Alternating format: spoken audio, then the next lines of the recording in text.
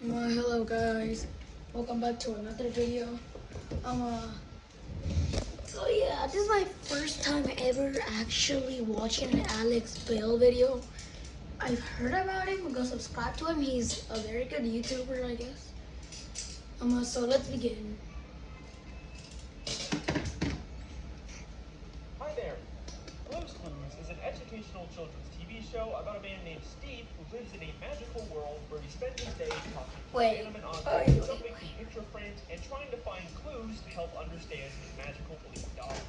Law and Order is a gritty, realistic police procedural / legal drama that involves New York City homicide detectives trying to solve Wait, I think I know what he's gonna do. Is he gonna compare them? murders and prosecute criminals. Don't know. These Probably two shows are very different. You could not find two shows more polar opposites than Blue's Clues and Law and Order. And yet, despite this, not only do I believe that these two shows exist in the same universe, but I'm also going to be proving that the entire Blue's Clues show is actually just a fantasy inside of the mind of a single Law and Order side character. Yes, I am being serious. I know that sounds crazy, but I watched all of the Law and Order, the entire movie. A 29-year-old secret that has never been talked about But before today. Get what? ready, because this is the Blue's Clues Law and Order theory. Blue's Clues Law and Order theory. Kind of sounds intriguing. Joe. I don't want to say it. Josh. Okay. Theory by Alex Bale. Okay, good. Part 1. The most Oh common shit. type of fan theory is the dream theory. The idea that everything happening in a story is actually all just inside of a character's head, whether they're stuck in a coma, Oh. they're dreaming, or hallucinating, That sounds or nice. they're actually dead. Pretty much every Oh. piece of Oh, media no. has some kind of dream theory. And it's sort of the lazy, low-hanging Wait, this fruit kind of. Oh, I just. you can just apply This just literally reminded me of South anything. Park. And usually there's never actually any evidence besides, whoa, this show is so crazy and unrealistic. That must mean it's a dream. And surprisingly, the show that seems to have the most of these types of fan theories is Blue's Clues. Wait. Not to spoil or anything, but I think I know. Steve is actually a drug addict. Steve is Oh. actually in prison. I was gonna say the polar opposite of that. Killed his parents. Oh my god. Oh. Even I made a parody. I was gonna say that he got in prison, passed away, and that's his imagination, I think. A 30-year-old schizophrenic. I was gonna say that. Parents pretend to be a kid. You know, that was before I dedicated my life to making fan theories about this show. And look, I understand the appeal of these types of theories. It's fun to take something innocent from your childhood and give it a dark, edgy plot twist. That's kind of literally my job right now. But why are there so many of these theories Oh, he has more about videos. specifically Blue's Clues? Well, I think it's because everything about this show has always felt fake. Steve is the only real person in this world. He looks like a young adult, but he acts like a child. And he lives alone in Well, a house no where he duh, spends his Sherlock, day it's jumping a- into picture frames It's or a kid's talking show. to He's supposed to act like a or kid, inanimate right? objects. It just kind of sounds like I'm describing someone who's experiencing some kind of false reality. Even the way Steve moves around is strange. He never actually leaves the room. He just kind of pretends to walk in place It's a while this wallpaper. fantasy world moves around him. Obviously, that was more of a filming limitation, but it still adds to this feeling of fakeness. But other than these surface level weird vibes the show gives off, there's never actually been any strong evidence to prove one of these theories. And believe me, I and others have looked. It has been 28 years since this show first came out. You know, you'd think if there was actually some kind of smoking gun here, 28 we would have years? found it by now. Oh my. But Oh, what if that's oh, because oh. we've all been looking in the wrong place? So, the other day, I Have stumbled we upon been an looking in the wrong interesting place? piece of Blue's Clues trivia. A year after Steve Burns filmed the Blue's Clues pilot, he had a small role in an episode of Law and Order. And I thought the idea of seeing Steve from Blue's Clues in a he's on realistic something. cop show was kind of funny. Law and So Order, I Blue's decided to Clues? track down the 1995 episode I think titled I have, Cruel and Unusual. just a heads up, What if this he's a episode deals with some crazy pretty serious psycho? subject matter, so please He's proceed stuck in the with caution. asylum and he's thinking about his world. In this episode, Steve Burns plays a kid with autism named Kevin Jeffries. Good morning, how are you? Great. What time is it? 10:15. No, it's 10:18. We learn that Kevin has trouble communicating with others and often harms himself. So his parents sent him to live in a children's behavioral clinic. Just what was the behavioral clinic doing for him? When Kevin was 10, he started to hurt himself. We didn't know what to do. We couldn't keep Kevin here. We had to send him away. We later find out that the doctors at this clinic were horribly mistreating him by giving him intense electroshock therapy and forcing him to wear a sensory deprivation helmet for days. He kept Kathy in this helmet for 3 straight days. This helmet cut off the blood supply to our daughter's brain. The episode starts with Kevin after he's escaped from the facility, but He tragically escaped? he gets arrested and later succumbs to the injuries sustained from his abuse and dies. Oh, that's actually sad. And the rest of the yeah, episode it's follows sad. the detectives investigating his death. So yeah, this is a very sad and serious episode, and it deals with some real systemic issues that are still a problem today.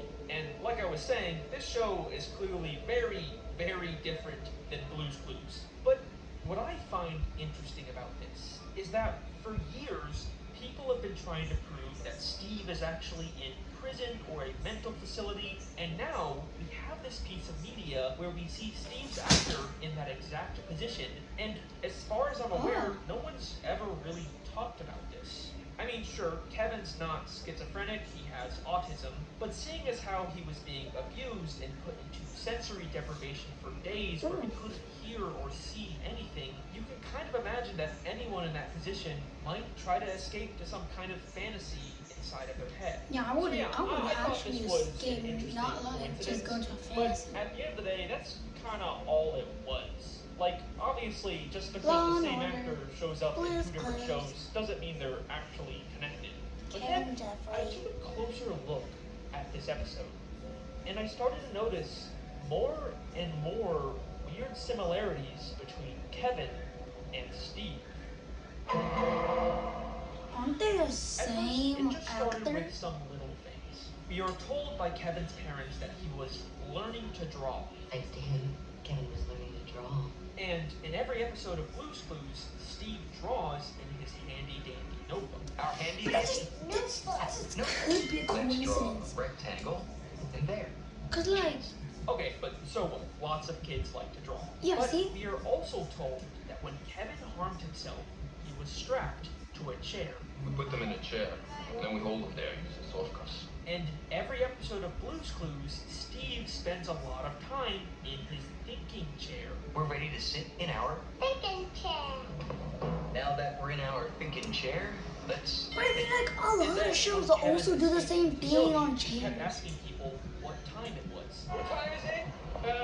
10:15. What time?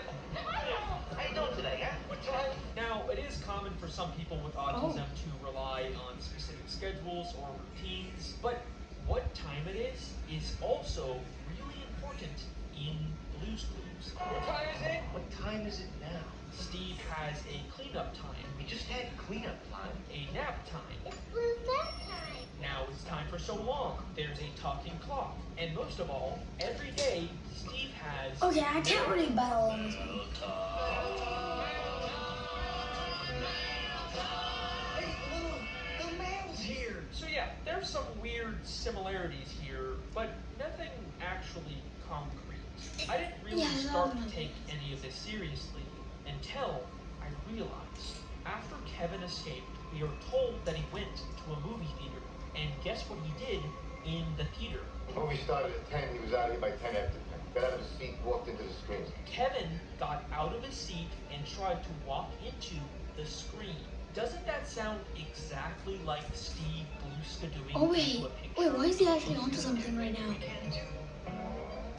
Got out of his seat, walked into the screen. This kind of feels like more than a coincidence. So this is when I first started to consider, is it really possible that Kevin Jeffries from Law and Order is the real Steve, and Blue's Clues is all a fantasy and created to escape his abusive reality? Okay, I know you're not convinced yet. No, but and what to be explain the honest, blue neither dog? was I. But don't worry, we are just getting started. Kevin's behavioral clinic is in New York City, and the one-time characters actually leave the Blue's Clues fantasy world and go to the real world. They end up in New York. Blue's Clues in New York City? This is epic!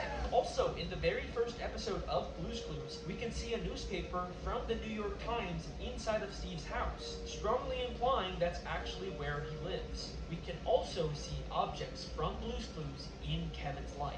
In Kevin's parents' house, we see a very large salt and pepper shaker, just like Mr. Salt and Mrs. Pepper. Hi, Mr. Salt and Mrs. Pepper. Hello, Steve. Hello, Steve. And in the clinic, we can see a red bucket, just like Steve's friend, Pale. Hello, Pale. Hi, Steve. Also, when Steve left the show to go to college, he left on a blue bus.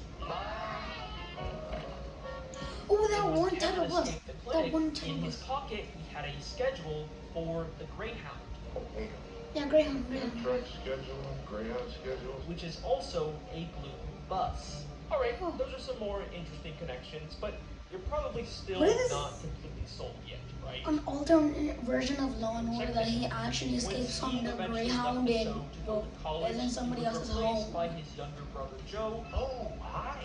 It's me, Steve's brother Joe. and later Joe got replaced by their cousin Josh. Hi, it's me, Josh. And not only does Kevin also have a younger brother, but at the clinic there is a nurse named Joe What's your name? Joe Garvey. Joe Garvey. You're under arrest for assault. and an occupational therapist named Josh. Take a look at the amended complaint. An occupational therapist, Josh Bingham, was dropped. I think that Kevin is taking aspects from his real life, like the objects or the names of the people working at the clinic, and applying them to his fantasy. Also, this one is less impressive, but the name Kevin is also the name of the Blue's Clues UK host. Hello up there. It's me, Kevin. Also, check this out. Kevin's behavioral clinic has the same initials as Blue's Clues. Huh? That one's also not that impressive, I know. But wait, That's just a if coincidence, this I think. theory is true, and all of this is just inside of Kevin's head, No, but hear me out, hear me out. What about the blue dog? then why does the main character of his fantasy keep changing? Hi, come on in. Hi, come on in. Hi, come on in. Well, at first, I thought maybe Joe and Josh could actually just be from two different kids who took Kevin's spot in the clinic after he died. But the clinic gets shut down at the end of the episode. I mean, You he made is them right. close the clinic. So they would all have to be from Kevin. But why? Well, we're told that Kevin has tried to escape from the clinic before. We called the police this morning as soon as the clinic told us that Kevin ran away. He's done this before. So what if every time a host leaves Blue's Clues, Wait, what if every time somebody escapes, then you're replaced? And when he's inevitably put back inside, He's done this before. his fantasy resets with a new Blue's Clues host. Hi, come on in. Hi, come on in. Hi, come on in. Okay, so there is a surprising amount of connections here. You can't deny that. But it still kind of feels like we're missing There's something. a big flaw. Like, I can see why Kevin would imagine a fun, colorful world to escape No, his there's a abuse. very, very big But flaw. why is Kevin's fantasy so focused on playing a scavenger hunt game with a blue dog? Yeah, that's As what I'm far as saying. I could tell, there's nothing similar to that in this episode. Well, I think to answer this, we need to take a closer look at what Blue's Clues actually is. At the beginning of the Law and Order episode, Kevin's doctor explained to the detectives why Kevin harmed himself. It's pretty common with some autistic children. It's frustration because of their inability to communicate. It's frustrations because of his inability to communicate. Now, autism is a spectrum, and it's a lot more complicated and nuanced than the way TV shows like this tend to portray it. But it is true that some people with autism have varying levels of difficulty communicating. And I think this becomes interesting when we take a look at what Blue's Clues actually is. Well, what story should we tell? Great idea. We'll play Blue's Clues to figure out what story Blue wants us to tell. It's a game where you try to understand Blue. a character who has an inability to communicate. This is literally the entire premise of the show. So I think that this is telling us that Blue represents the side of Kevin who struggles to communicate with others. But Okay, like, where there's did the more idea characters. I for think like that dog one. come from? Like I Isn't said, there I like a couldn't pink find dog? any references to dogs in this episode. The closest visual was this vaguely blue drawing in Kevin's room that I can't really make out, or this teddy bear that kind of had a similar pattern to Blue, but nothing really concrete, which is weird because Blue is such a major part of this fantasy. But then I realized it doesn't matter if we can't find a direct connection, because in Blue's Clues, Steve didn't actually adopt Blue. In a flashback episode of Blue's Clues, we learned that when Steve was younger, he read a book about a blue dog. It's a book about a puppy. Which caused Blue to magically come to life. And I think this is also probably what happened with Kevin. We see that the Children's Behavioral Clinic is full of what we can reasonably assume are children's books. Maybe there's a book in here that also gave Kevin the idea the blue book on the right, the blue book on the right. Steve. In fact, this idea of a children's book giving Kevin ideas for his fantasy is exactly what we see at the start of the Blue's Clues intro.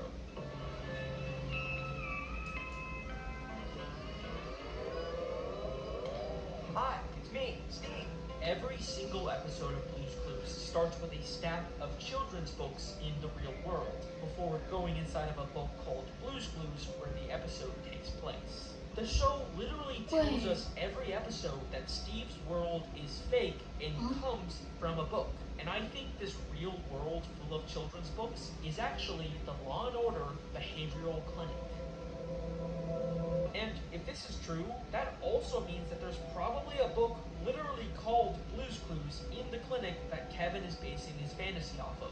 So even if we never see the yellow skinny or book even on the hear top. the name Steve in this Law and Order episode, Kevin still could have gotten all of those ideas from an existing Blue's Clues book in the clinic. Now, the only thing that doesn't really fit with this idea is mail time. Hello, mailbox. Hi, Steve. Have I got a letter for you? Sure, maybe the talking purple mailbox was just something from the book, but there's no way Steve watching videos of kids in the real world would be something in a children's book. Wait. Look, it's a letter from our friends. Hi, Steve. This is where we play with our blocks. Let's go that way. So, what are these videos?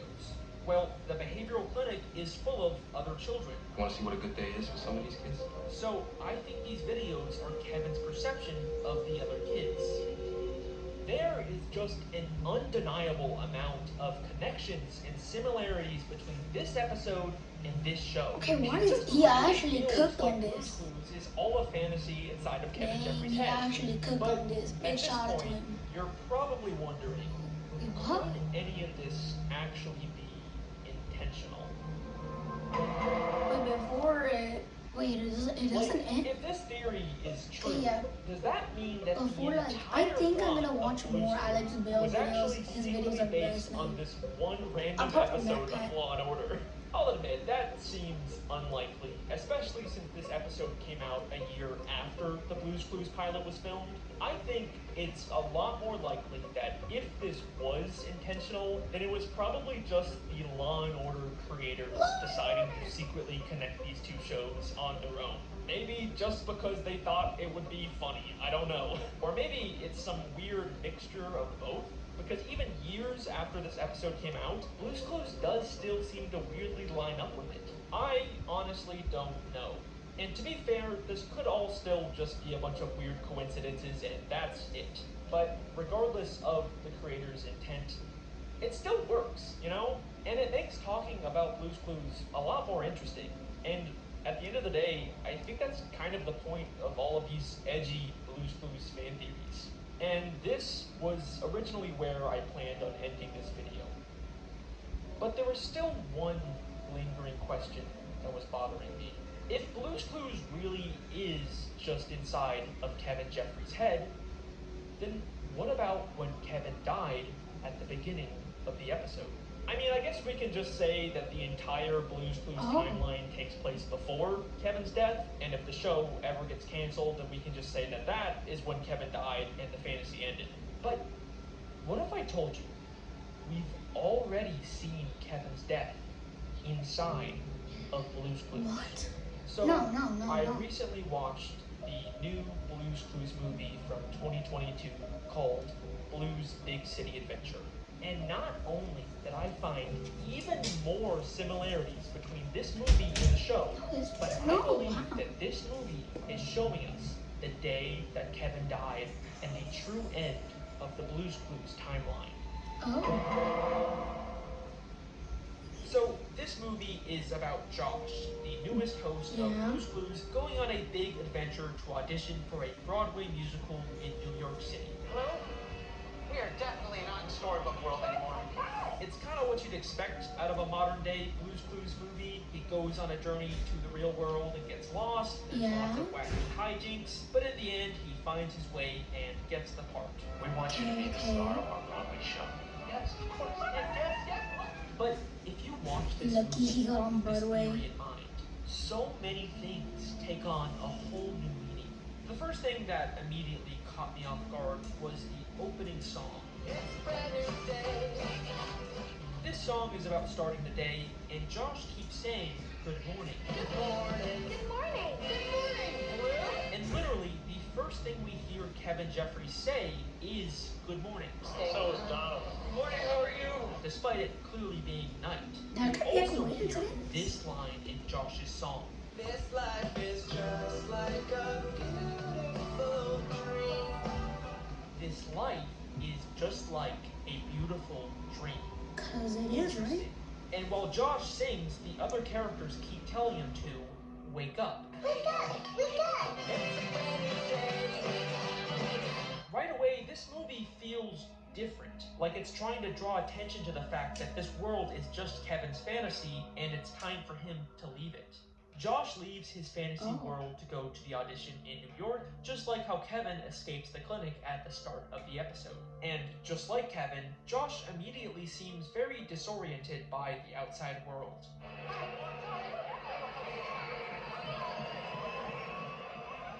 Until, of course, his fantasy starts to take over to protect him from reality.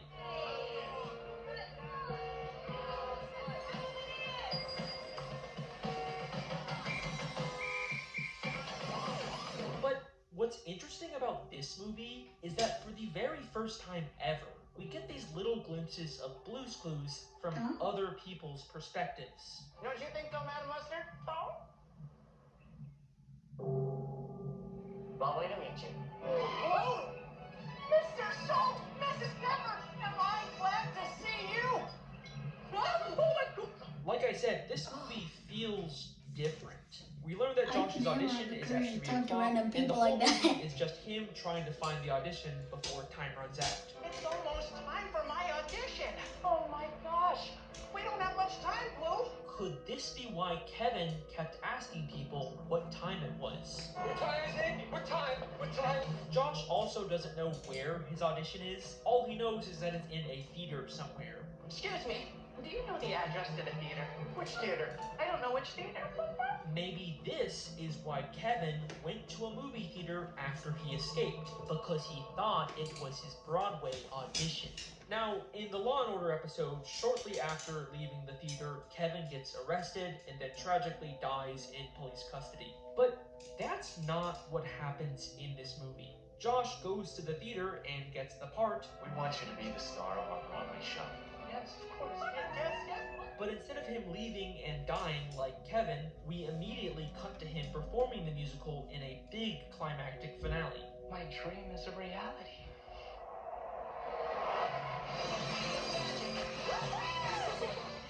So, if this movie really is Kevin's final escape, then what if this is what Kevin experiences as he dies? Was like that one movie, that final show?